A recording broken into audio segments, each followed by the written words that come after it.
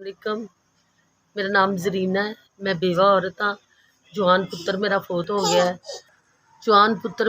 हो गया है। ब्लड प्रेशर ते शुगर की मरीज़ हाँ मैं। तो मेरे कमान वाला नहीं, अल्लाह दा आसरा है। अल्लाह पाक तुहानू सेहत सलामती देवे। मेरी मदद करो। शुगर मेरी हाई हुई है। कमान वाला मेरा बेटा सी ते मेरा खामन सी।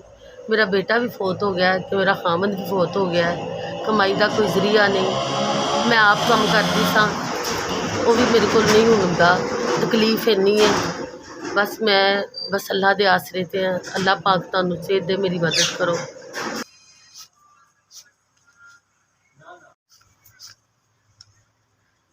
SVS तुसी मेरी मदद की है। अल्लाह पाक तुहानू सेहत सलामती दे। अल्लाह पाक तुहानू तंदुरुस्ती दे। परवरदिगार तुहानू रिज़क बहुत ज़्यादा दे।